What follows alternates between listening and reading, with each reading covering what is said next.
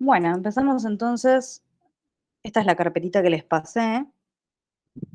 No le den mucha bola a lo que dice microscopía, porque vamos a usar los preparados que están en el Atlas. Bien, estas son mis humildes diapos. Se están viendo, ¿no? Sí, se ve. Bien, paren que quiero presentar la grande. ¿Se puede presentar esto grande? En el canto superior derecho, donde está presentación diapositivas. Ah, perdón. Aquí está. Bien, ahora sí, se ve grandecito. Sí, Bien, entonces, iniciando con este TP, que quedó un poquito en el olvido, la primera parte, que es como este bello dibujito con nubecitas, en realidad es como una especie de resumen o de introducción que resume básicamente todo lo que se ve en este TP, que es básicamente como creo que la diapositiva más básica de todo lo que es la patología, la primera, ¿sí? Entonces, esta primera parte empieza con una determinada noxa, ¿no? ¿Qué es una noxa? Es algo que básicamente intenta corrernos de nuestra homeostasis. El cuerpo siempre intenta estar en un perfecto equilibrio, piénsenlo así, en un perfecto equilibrio entre todos nuestros órganos, con el ambiente. Cuando llega algo, lo que sea, cualquier noxa que se les ocurra, que, ay, perdón, justo llegó alguien, que genere algún corrimiento de esta homeostasis, o sea, que quiera generar algún cambio en nuestro cuerpo y lo mueva de este equilibrio, ahí nos va a generar alguna de estas cositas que ahora vamos a ver, ¿sí? ¿Cuáles pueden ser las noxas? Estas son como las principales. Por un lado, privación de oxígeno. Que ojo, que no es lo mismo con isquemia, si bien va relacionado obviamente de la mano, porque la isquemia genera tanto privación de oxígeno como de nutrientes, también hay otras causas que llevan a privación de oxígeno y que por ende cuentan como noxas, que capaz que no las tienen mucho en cuenta, como por ejemplo las anemias severas, en algunos casos la altura también genera disminución de oxígeno, hay como varias cosas a las cuales uno por eso esto de que los jugadores tienen que adaptarse a la altura, hay algunas cosas que también pueden generar privación de oxígeno, no necesariamente solo isquemia, pero bueno, isquemia es de por sí algo bastante característico. Cualquier agente físico, golpes, algún traumatismo por algo, ¿sí? Agentes químicos, bueno, es un poco más fácil, capaz alguna toxina, algún fármaco, tabaco, alcohol, infecciosas, las que ya los microorganismos que conocen, virus, bacterias, hongos, cualquiera. Nutricionales, cualquiera de las dos causas, ¿sí? Cualquier desequilibrio nutricional, ya sea su aumento, como en el caso de la obesidad, o una desnutrición, como en el caso de las que vamos a ver en nutricional, marasmo, Cavalier, todo esas. Alguna alteración inmunológica, que hay un TP entero destinado a todo esto en el segundo parcial, todas las patologías autoinmunes, donde células propias, donde nuestro propio sistema inmunológico ataca células propias, y alguna alteración genética, que también hay varias que vamos a ir viendo durante tanto este parcial como el otro. Cualquiera de estas cosas que quieran correr a la célula de homeostasia, el cuerpo siempre va a intentar reaccionar. ¿Para qué? Para volver a ese equilibrio. ¿Y cómo lo puede hacer? Por ejemplo, generando algún cambio morfológico en su estructura o en su función, de ahí el tema cambio morfológico. La palabra morfológico gusta mucho en Pato, como habrán notado. Cambio morfológico o funcional para que le ayude a mantener esa, esa homeostasis, ¿sí? Ese equilibrio. De ahí que van a surgir las adaptaciones celulares, que ahora las vamos a ver, hipertrofia, atrofia, las que ya conocen, pero puede ser que esa noxa persista y que llegue un momento en el que la adaptación ya no dé abasto, ¿sí? Porque toda adaptación que se genera, ahora vamos a ver que tiene un costo. Y a veces ese costo puede llevar a que a la larga se genere una lesión, ¿sí? Esto tiene que revertirse, o sea, eliminar la noxa lo antes posible para que la escalerita esta, estas flechitas, no sigan. Si la noxa no se elimina, va a conducir a una lesión reversible, ¿sí? O puede ser que quizás la noxa sea lo suficientemente rápida o lo suficientemente intensa desde un inicio y no le dio tiempo o no le dio la capacidad de generar una adaptación celular y que conduzca directamente a una lesión.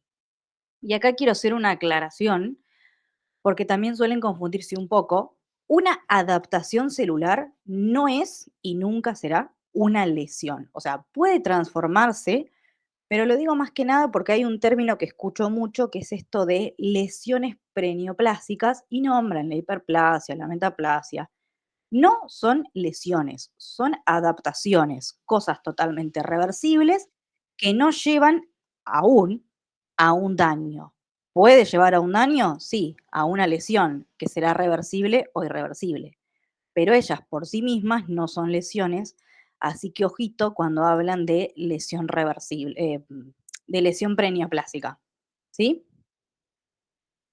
En un primer inicio, la lesión será reversible. ¿Qué quiere decir reversible? Justamente como el nombre lo dice, que se puede revertir, que la célula puede volver a lo que era antes sin que se genere algún daño permanente, ¿sí? Como bueno, aquí no ha pasado nada.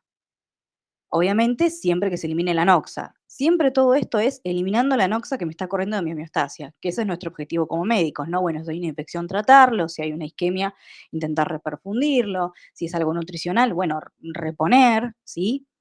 Eso es nuestro objetivo, intentar eliminar a la noxa para que la célula pueda volver a lo que era antes.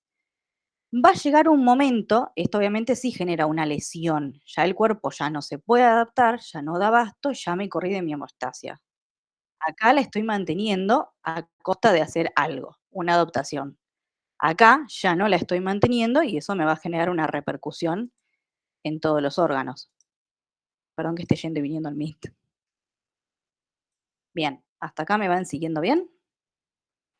Sí, Sí. sí. Va a llegar un determinado punto en el tiempo, si nosotros hiciéramos, por ejemplo, una línea de tiempo, lo marcaríamos ahí, un determinado punto que se lo conoce justamente como punto de no retorno, que es lo que me dice que de aquí ya no puedo volver a lo que era, ¿sí? Eso quiere decir punto de no retorno. Hay cosas que le van a suceder a la célula que a mí me marcan que la célula ya no puede más, ¿sí? Que va a conducir a la muerte y que ya no voy a poder hacer nada para revertir esto. La célula ya no va a volver a lo que era antes, va a ir a la muerte celular. Que hay dos cositas que tienen que recordar acá. Uno es que cae la función mitocondrial. La mitocondria, su principal función es hacer ATP. El cuerpo vive con el ATP. Yo necesito energía para absolutamente todo, para mantener las bombas, para mantener absolutamente todo. Si yo tengo una caída en la función mitocondrial, el ATP cae y me va a conducir a la muerte celular. Y por otro lado, que se rompa, que se pierda la integridad de mis membranas, ya sea la membrana citoplasmática, la membrana lisosomal, cualquier membrana. Entonces, la pérdida de integridad de las membranas o su ruptura y la caída de la función mitocondrial son las dos cositas que a mí me marcan que llegué al punto de no retorno y que eso ya pasó a ser una lesión irreversible, ya sea por apoptosis o por necrosis, que ahora en un cachito las vamos a ver, y que la célula va a ir directamente a lo que es la muerte celular, ¿sí?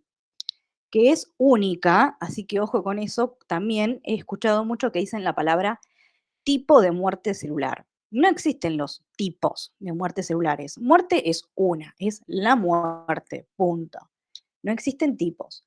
Va a haber diferentes cambios morfológicos que vamos a poder ir viendo, por ejemplo, diferentes patrones morfológicos, eso sería el término correcto, dependiendo de cuál fue la noxa, dependiendo de cuál es el tejido, porque no todo tejido reacciona igual ante una determinada noxa, no todo tejido tarda lo mismo en reaccionar a esa determinada noxa, y no todas las noxas hacen lo mismo.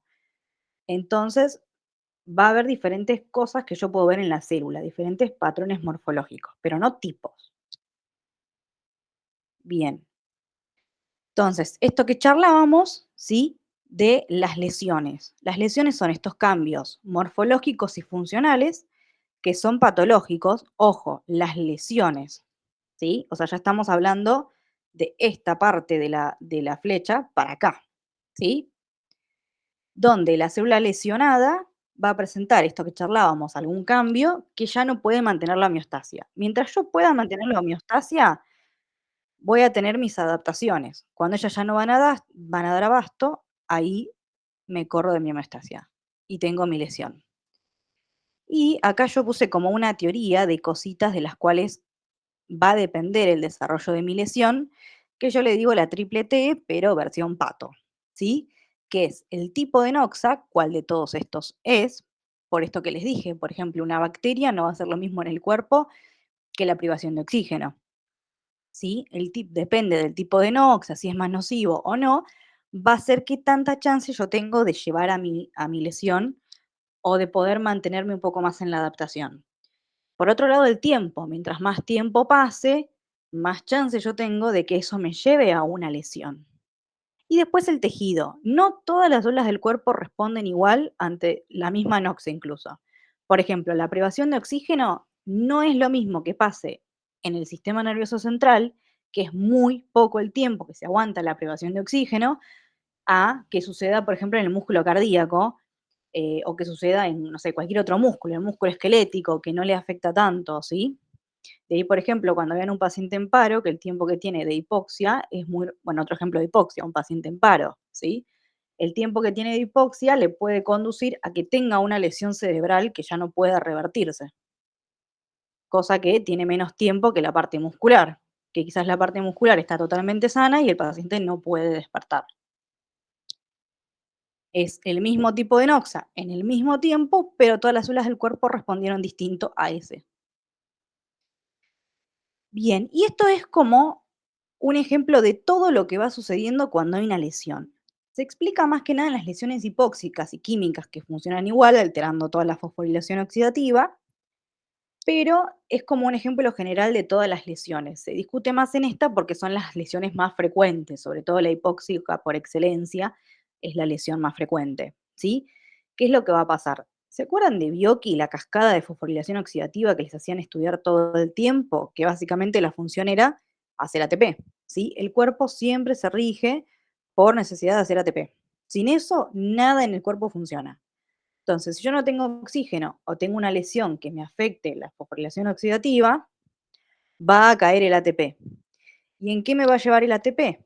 Primero y súper importante, todas las bombas de nuestro cuerpo que dependen del ATP, que son ATPasa, van a fallar, ¿sí? Y van a hacer lo opuesto a lo que se supone que la bomba tendría que hacer.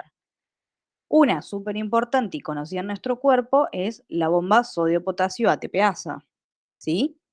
Que necesita de ATP. ¿Qué va a pasar? Si no tengo ATP va a ser lo opuesto. Va a salir el calcio y va a entrar sodio. Lo opuesto a lo que normalmente sucede. El sodio es muy osmóticamente activo, así que siempre que entre sodio va a entrar agua con él. Y esto va a llevar a que la célula se hinche, se cargue de agua, se ponga como rechonchita, ¿sí? Eso es la tumefacción celular. Después, por otro lado, si no tengo ATP, si no tengo oxígeno, no voy a poder ir a mi glucólisis aeróbica, que era la que entraba al ciclo de Krebs, me hacía muchísimo ATP. Voy a ir a una glucólisis de tipo anaeróbica, que no necesito oxígeno, me da muy poquito ATP comparado con la otra, 2 versus 32, ¿sí? Es bastante la diferencia que me da. Y también a costa de ese poquito ATP, de aumentar el ácido láctico.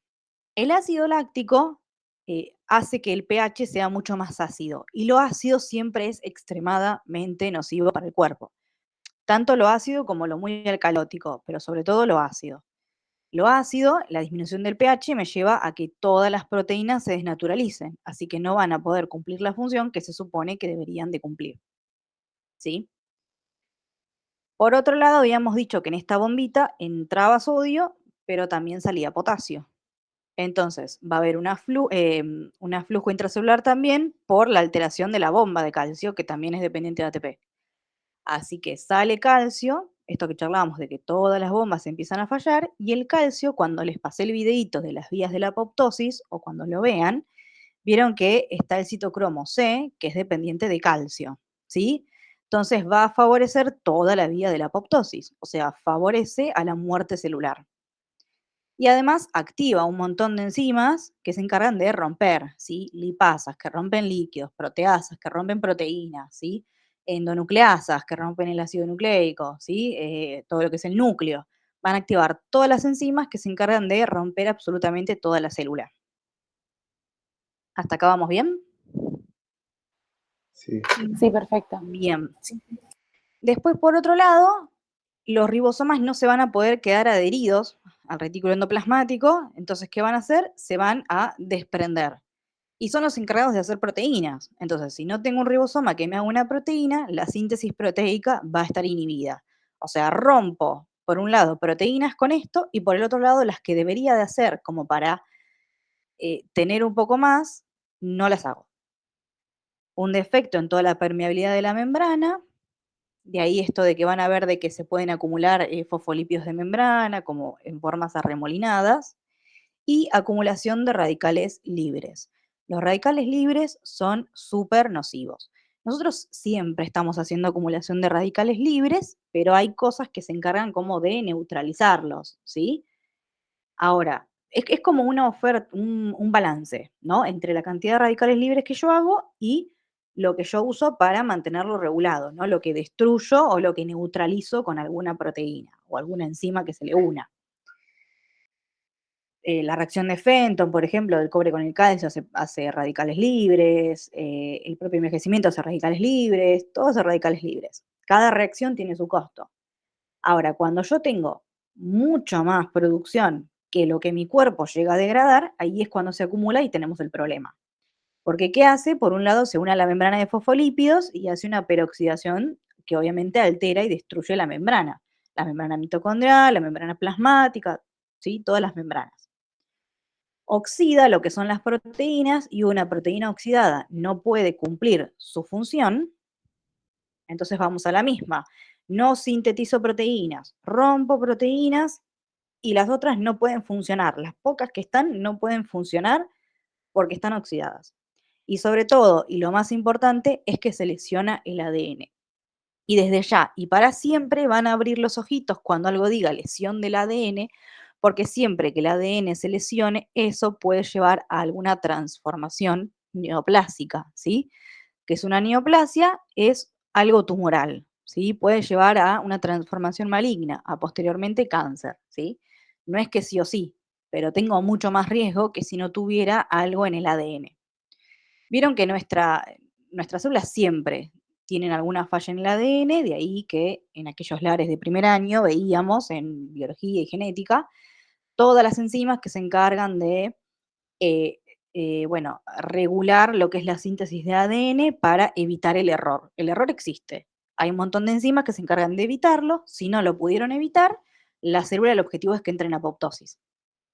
Alguna puede escaparse de todo esto y quizás alguna tenga alguna mutación o alguna lesión que no es muy significativa, entonces no sucede nada, quizás nos beneficie o quizás lleve a una transformación neoplásica, de ahí a que el cáncer existe, ¿sí? Si yo tengo más lesión en el ADN, más células dañadas, tengo más chance de que sea una mutación que a mí me perjudique. Por el hecho de que tengo más cantidad aumenta mis chances. Bien, eso es como la intro de básicamente todo lo que es el TP, y ahora nos meteríamos adentro de cada uno de los componentes del TP, que son las adaptaciones celulares y las diferentes lesiones, ¿sí? Bien, habiendo entendido las otras partes, empezamos entonces con las adaptaciones. Que primero, acuérdense que no estamos hablando de lesiones, estamos hablando de algo que hace la célula ante un determinado estímulo nocivo que le permite mantener la homeostasis, ¿sí? Y súper importante, esto que puse acá, que todas son reversibles. Siempre y absolutamente las 4. Por más de que algunas cosas en metaplasia les parezca raro y digan, ¿qué? ¿Esto no puede ser reversible? Lo es.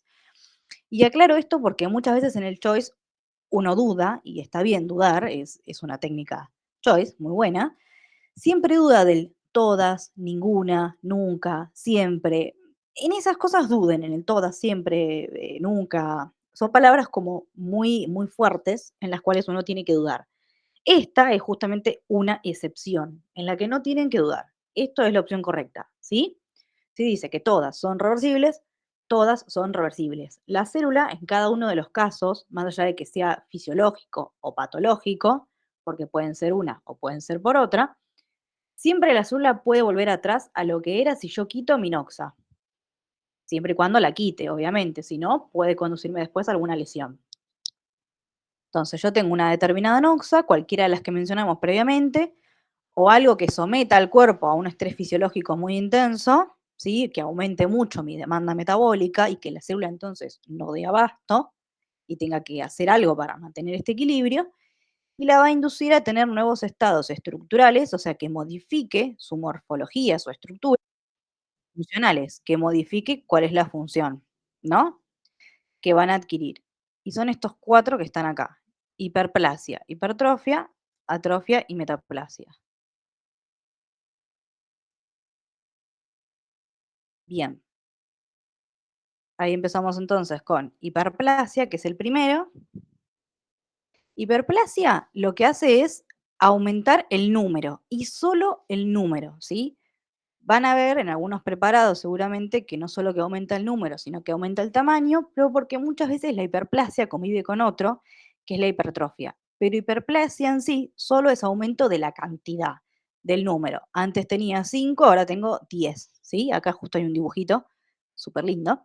Aumenta el número de las células del tejido. Van a ver muchas células bien apretaditas, ¿sí? Y todas pueden tener una parte que sea fisiológica, o sea, donde el cuerpo normalmente lo hace y no le va a generar nunca una lesión, o puede ser que sea patológica, ¿sí? Dentro de la hiperplasia fisiológica tenemos dos típicos ejemplos. Uno es todo lo hormonal, ¿sí? Sobre todo por la parte de los estrógenos, ¿sí? Las partes de las hormonas de los sistemas reproductores. Por ejemplo, cuando es necesario que aumenten la capacidad funcional del tejido, típico ejemplo, el útero grávido. Grávido es cuando tiene al bebé, cuando estás embarazada, ¿sí? O por ejemplo, también la parte de las mamas, ¿sí?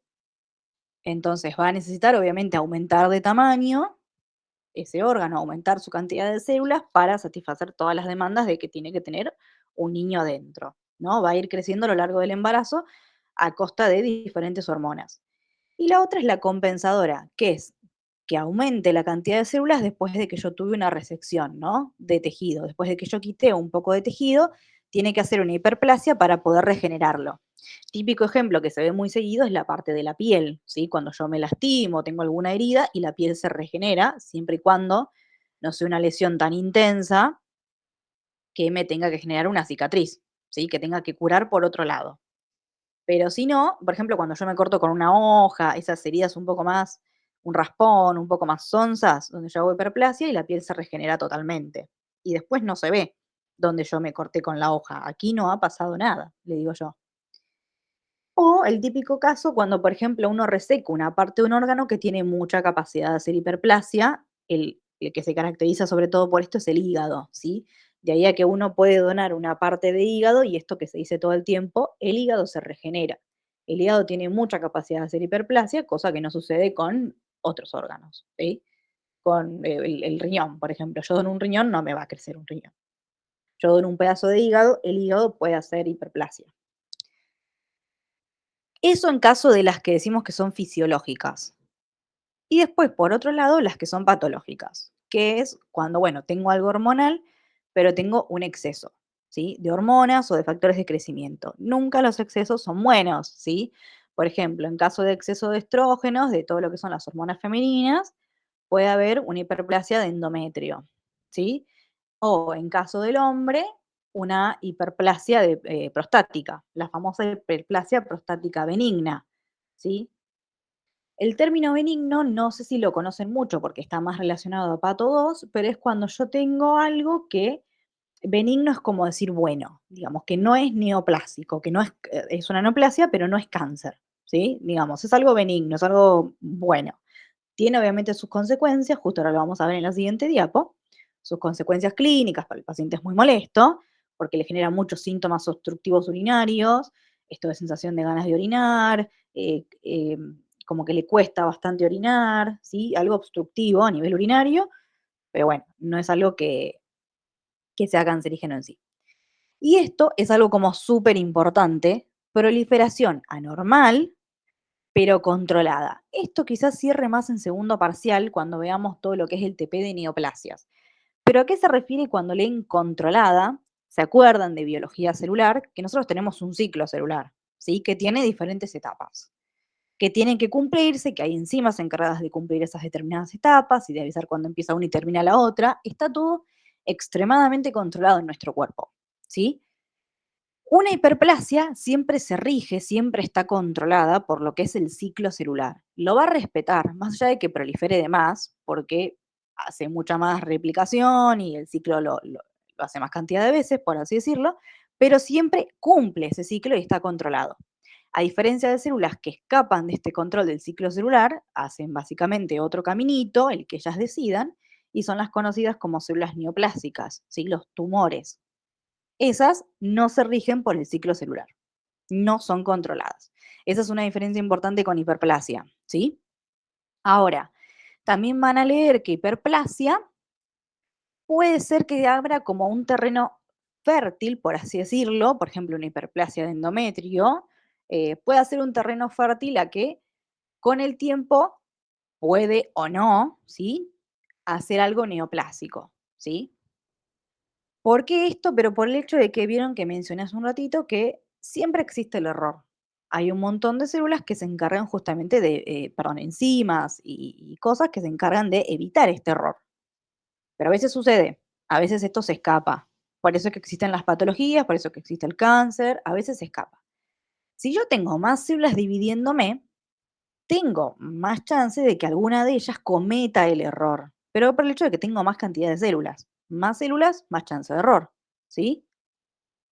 Solo por eso es que puede llegar a ser que haga alguna transformación maligna, ¿sí? Pero no por eso, y vuelvo a repetir lo que dije hace un rato, se considera como una lesión preneoplásica. ¿Por qué? Porque no es una lesión en sí, es una adaptación. Y una adaptación, por más que esté en el TP de lesión celular, no es una lesión. ¿Sí? ¿Hasta acá vamos bien? Sí, sí, claro. Bien. Ahora el mundo de la hipertrofia. La hipertrofia, como ven en el dibujito, es el aumento de tamaño, ¿sí? No es que hay más cantidad, sino que están como más gorditas, más rellenitas, ¿sí? Es el aumento de tamaño de las células y que por ende puede dar un aumento del tamaño del órgano, ¿sí? ¿Por qué? Y esto es como algo súper importante, hay una mayor síntesis de componentes estructurales. Tengo más organelas, tengo más matriz, siempre tengo más cosas, ¿sí? A diferencia de, por ejemplo, que la célula se haga más grande porque tiene algo adentro, por ejemplo, porque tiene agua. No es lo mismo una tumefacción celular donde la célula está gordita porque tiene agua, como mencionamos hace un ratito, a una hipertrofia, que aumentó su producción de componentes y por eso está más grande. ¿Sí? ¿Por qué? Porque el cuerpo me estaba pidiendo que necesitaba más demanda, más mitocondrias, más ATP, ¿sí? Por eso esto que dice acá de no confundir con el acúmulo de sustancias, porque la célula se va a hacer más grande si tiene hierro, si tiene algún lípido, si tiene algo en su interior.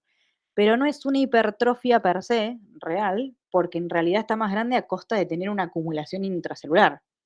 No sintetiza componentes de más, no tiene más organelas, ¿sí? Entonces no se considera una hipertrofia.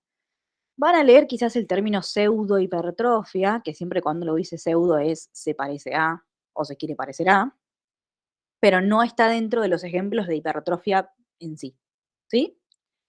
Y lo mismo, puede ser fisiológica o puede ser patológica. La fisiológica se da, bueno, por cuestiones hormonales, como charlamos recién, el típico ejemplo, útero grávido, el útero en el embarazo, hace las dos cosas. Muchas veces la hipertrofia y la hiperplasia pueden convivir, ¿sí? Puede que un órgano haga las dos cosas. Hay órganos, sin embargo, que de por sí no pueden hacer hiperplasia, que su cantidad de células va a ser la misma desde que nacemos hasta que terminamos nuestra vida, ¿sí?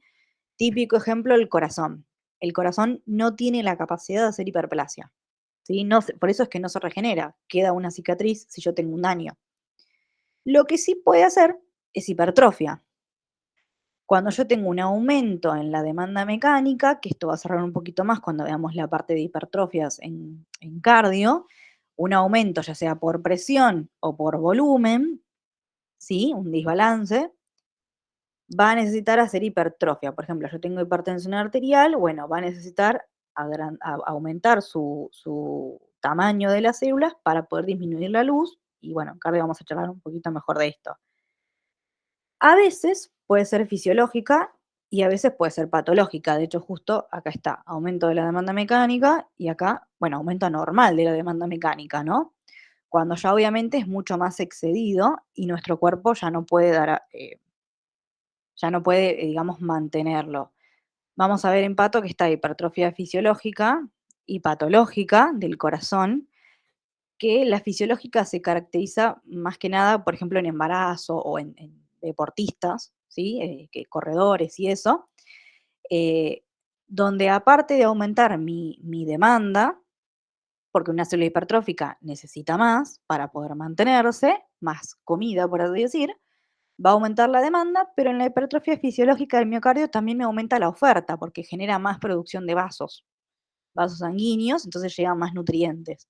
A diferencia de la patológica, que no me aumenta la demanda, pero la oferta no me aumenta, no va a haber ningún vaso que se forme nuevamente para poder mantenerlo, y eso es lo que después me puede llevar más frecuentemente a una lesión, ¿sí?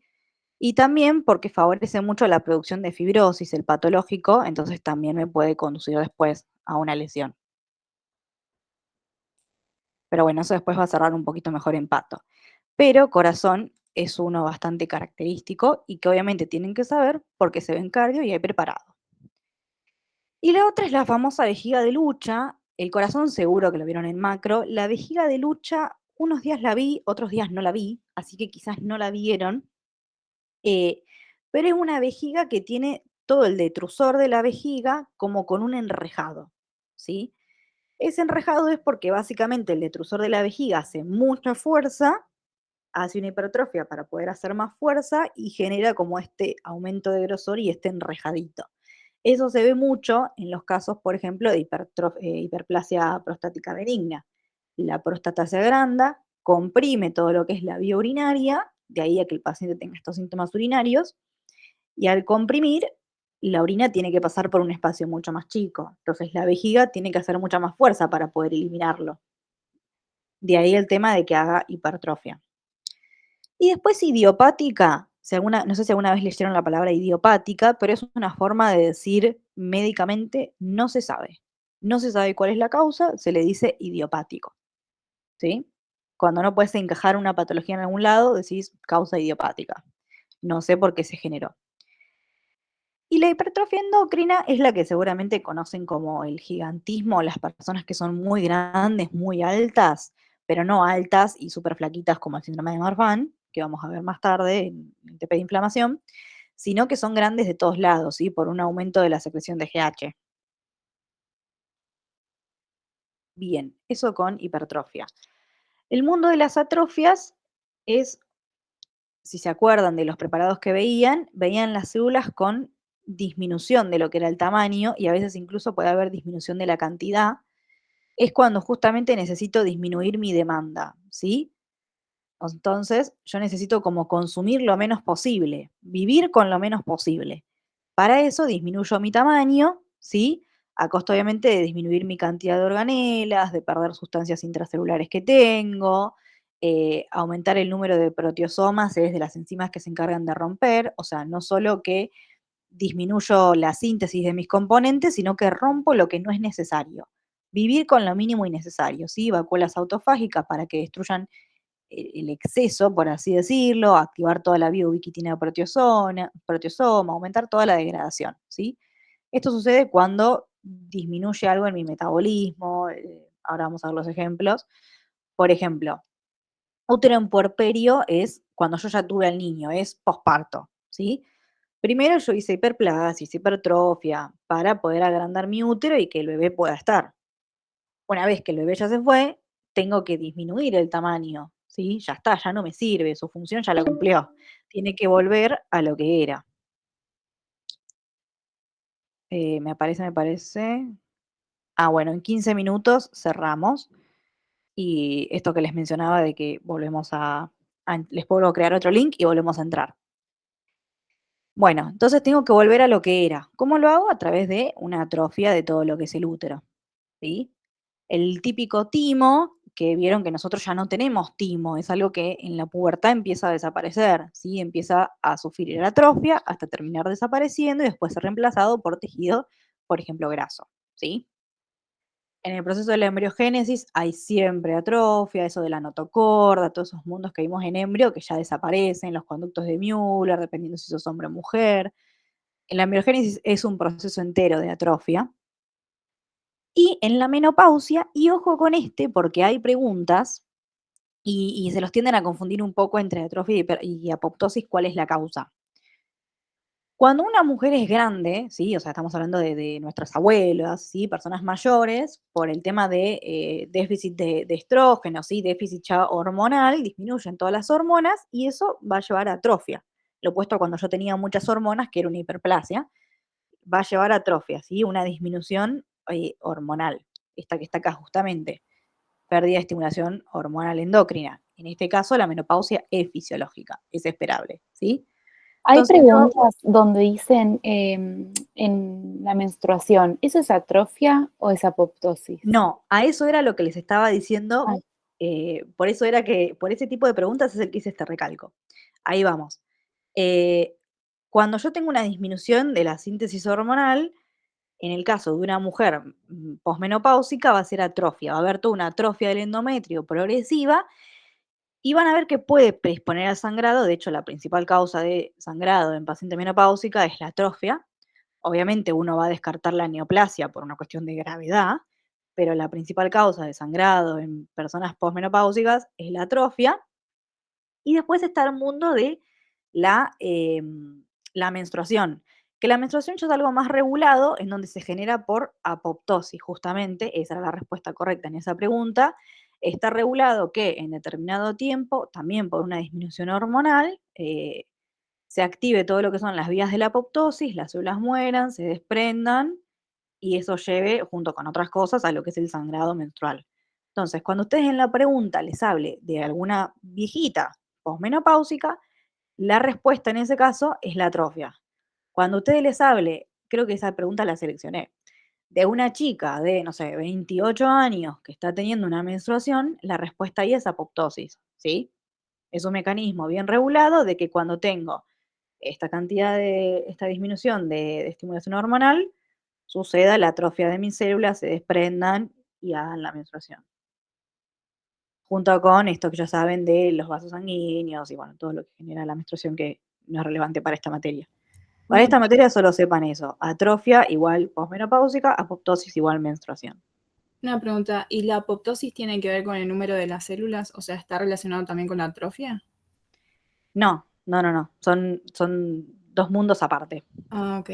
Atrofia es una adaptación y apoptosis estamos hablando de ya una muerte celular, que es programada, pero bueno, ahora igual va a cerrar un poco cuando lleguemos a apoptosis, pero ténganlo en cuenta como dos procesos distintos. Gracias. Bien, esas son las fisiológicas, las más conocidas. Y después tenemos las patológicas, ¿sí? La típico ejemplo por desuso, ¿vieron cuando uno si alguna vez se quebró o algún conocido se quebró, que obviamente tiene, no sé, el brazo quebrado, está enyesado, no lo usa, y cuando se lo quitan tiene una pérdida de masa muscular? O típico ejemplo que van a ver muy seguido, los pacientes postrados en el hospital, que estuvieron mucho tiempo en el hospital, tienen una pérdida de la masa muscular que después tienen que rehabilitar y recuperar, ¿sí? La atrofia por desuso. Atrofia por denervación es cuando yo justamente tengo una alteración en el sistema nervioso central, por ejemplo, tuve un accidente, quedé parapléjico, cuadrupléjico, lo típico vieron de las series barra novelas, em, lo mismo, no tengo inervación, va a sufrir una atrofia, además de que tampoco lo voy a usar, ¿no? De ahí eso de que les hacen hacer ejercicios todo el tiempo, vieron que siempre en las series les hacen hacer ejercicios de kinesio, va por ese lado también, es como que conviven un poco. Atrofia por isquemia. Y ojo con esto, porque también por isquemia pueden tener, por ejemplo, una necrosis. Pero ¿cuál es la diferencia? O sea, ¿cuándo se va a comportar de una forma y cuándo se va a comportar de otra? Una cosa es que la isquemia sea más gradual, por ejemplo, yo tengo un vaso y está ocupado por una placa de ateroma, que se va haciendo más grande, más grande, más grande con el paso del tiempo y me va ocluyendo más la luz. Entonces la célula ve que le llega menos sangre. ¿Qué hace? Se empieza a achicar progresivamente, acompañado a la progresión de que la placa se vaya haciendo más grande. ¿Sí? Entonces es como más lento, más gradual. Y no es total, porque si yo el vaso ya lo tapé del todo, ya directamente no llega nada, bueno, ya ahí la atrofia no me va a dar más abasto, ¿sí? Va a llegar un punto en donde no me dé abasto si ese vaso se está tapando del todo. Y ahí es cuando yo ya puedo tener un infarto, o sea, una necrosis, ¿sí? Cuando el vaso se tapó totalmente en vez de parcial, o cuando fue tan abrupto que no le dio el tiempo, por ejemplo, por un embolismo, o algo le pasó a la placa, tuvo una ruptura, tuvo una hemorragia, algo le sucedió, que hizo un trombo y lo tapó, ¿sí? Cuando la tapada, por así decirlo, fue tan brusca que no le di tiempo a generar una atrofia, ¿sí? La adaptación celular necesita un poco de tiempo para empezar a destruir las cosas, para empezar a disminuir las organelas. Necesita que le des un poquito de tiempo. Si vos no le das tiempo, va a llevar a la muerte celular. Atrofia por malnutrición, bueno, esta capaz que la pueden ver un poco más. Vieron que los pacientes que, por ejemplo, tienen marasmo, el típico desnutrido, los pacientes anoréxicos, tienen una disminución de la masa muscular. Atrofia por presión es el típico ejemplo que van a ver en amiloidosis, ¿sí? Que genera producción de proteínas amiloides que están ahí y que comprimen todo lo que es el tejido, por ejemplo, en la enfermedad de Alzheimer, comprime todo lo que es el tejido y al paciente le va a dar esta clínica de los olvidos, de que se pierde, esto típico del Alzheimer. Genera lesión en el parénquima, pero no genera una lesión porque no le llegue sangre, porque hay un microorganismo, lo único que hace es comprimir, apretar las estructuras alrededor. O también puede suceder en un tumor, ¿no? Que se expanda, sobre todo los benignos, los que no son cáncer, se caracterizan por expandir y comprimir todo a su alrededor. Y la otra, la pérdida de estimulación endocrina, alguno de los ejes de tiroides, de suprarrenales, alguna afectación de todos los ejes que vieron en fisio, que no es algo muy relevante para Pato, pero que sepan que existe. Y después el mundo de la metaplasia, que quizás es la más tomada, la más compleja, por eso es la más tomada, y la que tienden más a la confusión. Primero, la metaplasia es cuando tengo una anoxa, sobre todo crónica, ¿sí? Que me va a llevar a que una célula se sustituya, se reemplace por otra que esté más capacitada físicamente, por así decirlo, para poder tolerar mejor esa anoxa, ¿sí? Ahora, y ojo con esto, fíjense esto que puse acá, tiene lugar por diferenciación alterada de las células madres tisulares. ¿Y qué quiero decir con esto que es súper importante? Y lo aclaro porque el Robbins en un momento te menciona que sí y a los dos renglones te menciona que no. Y lleva mucho a confusión y lo preguntan siempre. No es, nunca, jamás, no es un cambio de fenotipo. ¿Y qué quiero decir con esto? No es que una célula que primero fue cilíndrica, un día se despertó y dijo, hoy voy a ser escamosa porque tengo tabaco, porque detecto que hay humo de tabaco y me sirve más. Una célula que ya era algo, que ya estaba diferenciada, no va a cambiar a otra cosa, ya está diferenciada, ¿sí? Eso no sucede. Pero sí en el cuerpo siempre quedan células madres que están capacitadas para hacer lo que quieran ser, ¿no? Porque son células que todavía están indiferenciadas, las células madre. Entonces, a través de diferentes estímulos, interleuquinas, todas esas cosas, van a cambiar su perfil, digamos, para en vez de diferenciarse a una cosa, se diferencien a otro tejido. Pero la célula madre es la que se va a diferenciar a una cosa o la otra. La que podía ser A o B va a elegir una cosa en vez de la otra, ¿sí? No es que una célula que un día era escamosa, el otro día es columnar. O sea, no es que una persona que era morocha, el otro día va a ser pelirroja porque sí. Entonces, ojo con eso, no es un cambio de fenotipo. Y eso aparece siempre en el choice. Hola, Quedó. Rolfi. Te Oli. quería hacer una consulta con eso, porque la vez pasada hice una pregunta y la opción correcta nombraba la palabra fenotipo, pero también nombraba eso de las células madres. Si dijera, o sea, el cambio de fenotipo a través de células madres es correcto, porque ahí como que No, me siempre mareé. que diga cambio de igual creo que seleccioné algo, una pregunta que hablaba así, así que quizás estemos hablando de la misma y la vamos a leer. Dale, buenísimo. Pero tiene que decir, hacen mucho este juego, no tiene que decir cambio de fenotipo, pero sí tiene que hablarte algo de las células madre. Diferenciación de las células, o esto que dice acá, diferenciación alterada de las células madre, algo con las células madre tiene que decir, no tiene que decir algo de fenotipo. Ahora igual, esa pregunta que mencionás, o la puse o puse una muy parecida, así que cuando lleguemos a esa la vamos a leer. Dale, Pero porque quédense importante con eso. buenísimo. Entonces, Esto que menciona acá, se sustituye una célula, bien que acá viene una y acá hay otra. Se sustituye una célula por otra, ¿sí? ¿Cuáles son los 3 típicos ejemplos? Estos, metaplasia escamosa y metaplasia intestinal, son en mi opinión los más importantes. Pero ojo, porque tejido conectivo es la que ustedes tienden a colgar por ser la menos importante y lamentablemente es la que suelen tomar en el choice porque es la que cuelgan. Así que son 3, no les cuesta nada saberse las 3, sépanse las 3. Una es la metaplasia escamosa, donde se ve mucho, sobre todo en el epitelio pulmonar, ¿sí? El epitelio pulmonar, vieron que normalmente es cilíndrico, con las células ciliadas para barrer los polvillos y los microorganismos, con producción de moco, ¿sí? Bueno, este epitelio va a transformarse en un epitelio escamoso. Epitelio escamoso es lo que en micro veían como estratificado, ¿sí? Seguramente lo conozcan más con ese nombre, pero es ese. ¿Sí? Se transforma en un epitelio escamoso.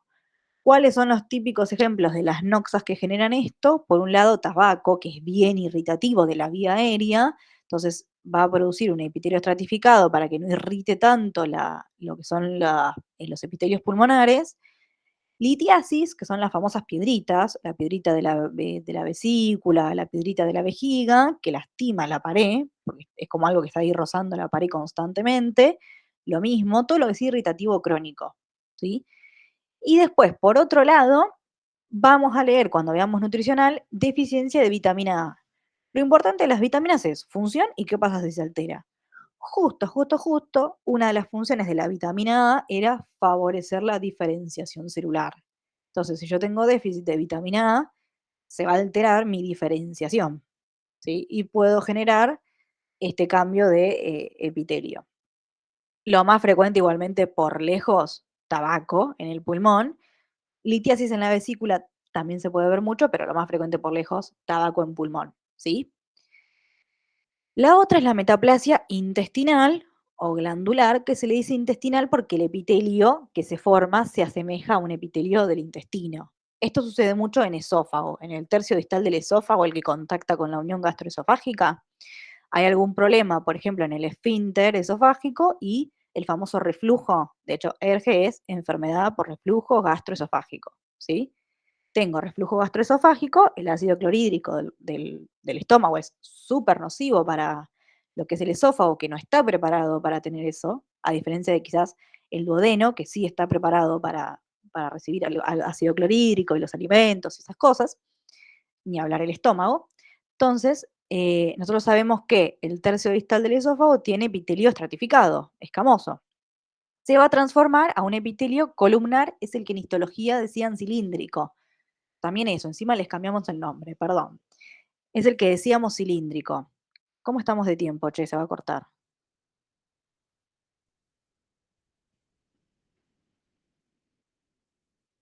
Bueno, justo. Vamos cortando si les parece y voy creando otro link. Porque justo se va a cortar en cualquier momento. Ok. Buenísimo. Dale, sí.